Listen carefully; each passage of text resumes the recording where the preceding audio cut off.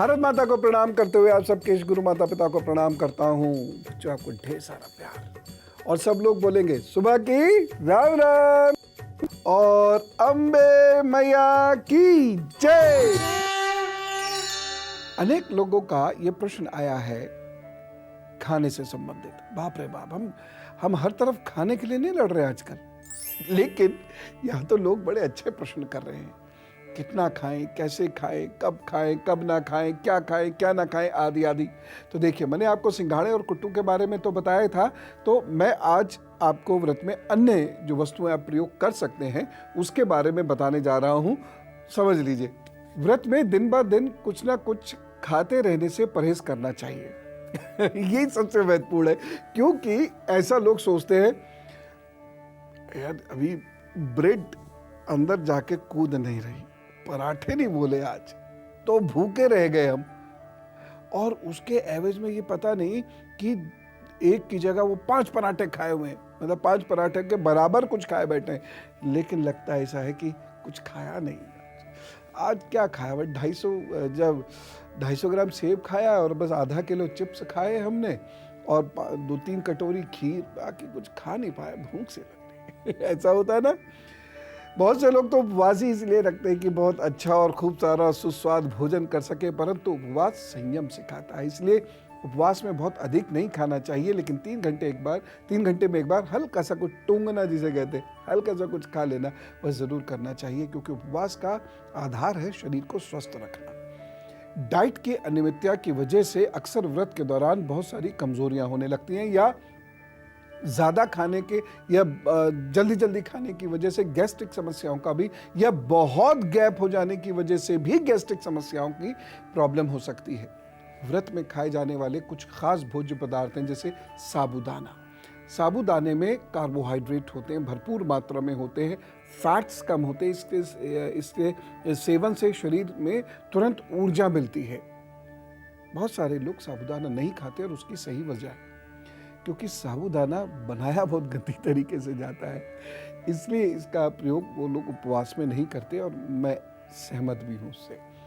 तो अगर कोई आपकी एकदम जानकारी में सही जगह है जहाँ से आपको साबूदाना मिल पाता हो, शुद्ध साबूदाना, तब तो ठीक है, अन्यथा इसे अवॉइड करें। व्रत के दौरान लंबे समय तक भोजन ना करने से शरीर को कैलोरीज की जरूरत पड़ती है, जिसके लिए कार्बोहाइड्रेट से भरपूर साबूदाना खाने से शरीर ताकतवर होता है। साबूदाने में कार्बोहाइड्रेट्स करीब 87 ग्राम होते हैं 100 ग्राम में, कैलोरीज होती हैं 351, फैट 0.2 और प्रोटीन भी 0.2। इसलिए जब आप फलाहार बनाएं तो साबूदाने का प्रयोग कर सकते हैं। इसको दूध के साथ, आलू के साथ, मूंगफली के साथ मिलाकर बना सकते हैं। मीठा भी और नमकीन भी, खिचड़ी की तरह भी आप इसका प्रयोग कर सकते हैं। शरीर में ये आपके कभी भी तत्वों की कमी को कम नहीं होने देगा, जो शरीर को स्वस्थ रखने के लिए आवश्यक है। लेकिन शुद्ध साबूदाने का सेवन करें और बहुत थोड़ा करें। बहुत ज्यादा करने से तो फिर कोई लाभ नहीं होगा, क्योंकि इन 9 दिनों हमें अपने पेट को अधिकतम आराम देना है और इतना जल उसमें डालना है कि वो हमारे लिवर को, हमारे स्टमक को एकदम साफ कर दे। उपवास में आप आलू का भी प्रयोग कर सकते हैं, लेकिन आलू के प्रयोग में कुछ एक बातों को जान ले तो अच्छा रहेगा। पौष्टिक तत्वों से बड़ा भरपूर होता है आलू, इसमें कोई दो राय नहीं। और इसका मुख्य पौष्टिक तत्व होता है स्टार्च। इसमें कुछ मात्रा प्रोटीन की भी होती है, बहुत उच्च जैविक मान वाला प्रोटीन इसके अंदर होता है।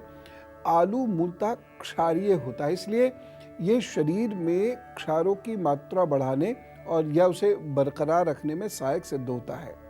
एक चीज बड़ी खास है आलू के साथ कि ये शरीर में, यदि इसे नियम से खाया जाए तो ये शरीर में एसिडिटी भी नहीं होने देता। सोडा, पोटाश, विटामिन ए और डी पर्याप्त मात्रा में आलू के अंदर आपको मिलेगा। आलू का एक बड़ा महत्वपूर्ण पौष्टिक तत्व होता है विटामिन सी। व्रत में इसके उपयोग से आपके अंदर एनर्जी हमेशा भरी रहेगी, एनर्जी की कभी कमी नहीं होगी।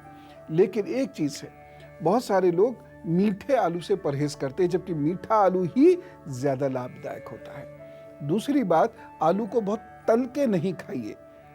अच्छा तो ये रहेगा, आलू आपने उबाला, छोटे छोटे उसके पीसेस किए और उनको आपने दही में डालना, चाहे दही में, मट्ठे में डालना चाहे मट्ठे में, अन्यथा ऐसे ही उसके ऊपर सेंधा नमक और काली मिर्च डाल के खाइए। इससे आलू फैट भी नहीं आपका बढ़ाएगा। अन्यथा लोग बहुत ज़्यादा आलू खाते हैं, कम से कम 8 से 10 आलू तक रोज़ खा लेते हैं, इससे फैट बहुत तेज़ी से बढ़ता है। आलू खाने के 1 घंटे के बाद गुनगुना पानी अवश्य पीना चाहिए और कम से कम 2 गिलास अवश्य पीना चाहिए, तब आलू आपको लाभ देता है। ठीक है ना? तो इस बात का ध्यान रखिएगा, क्योंकि तल के बढ़िया बढ़िया पकौड़ी बना बना के नहीं खानी है। सेंधा नमक ही खाना चाहिए। सेंधा नमक के बारे में आयुर्वेद में ये कहा गया है कि सेंधा नमक वात, पित्त और कफ को दूर करता है। यह पाचन में बड़ा सहायक होता है और साथ ही साथ इसमें पोटेशियम और मैग्नीशियम की मात्रा बड़ी अच्छी होती है, जो हृदय के लिए लाभकारी होता है। इसकी शुद्धता और इन्हीं गुणों के कारण ही इसका उपयोग उपवास के भोजन में होता है। मैं तो वैसे भी यही सब लोगों को सलाह देता हूँ कि सामान्य जीवन में भी सेंधा नमक ही खाया करें, या लाहौरी नमक भी इसको कहते हैं, या पहाड़ी नमक भी इसको कहते हैं। मैंने इस पर पूरा एपिसोड किया था, आप लोगों को याद होगा शायद। सेंधा नमक ही खाना चाहिए, परंतु महंगा होता है ना, इसकी वजह से ये ज़्यादा नहीं खाया जाता, केवल उपवास में खाया जाता है। ऐसी दही है, दही में प्रचुर मात्रा में कैल्शियम होता है, पोटेशियम होता है, ये सब जानते ही हैं। ये पाचन क्रिया को दुरुस्त रखता है, ये मन को शांत करता है। पोटेशियम होता है, मन को शांत करेगा, हृदय को अच्छा करेगा। लेकिन एक चीज मैं यहां कहूंगा, मौसम बदल रहा है, रात में दही खाने से बचें, और यदि खाने की इच्छा है तो खाएं, लेकिन उसको अच्छे से छौंक लें। कैसे?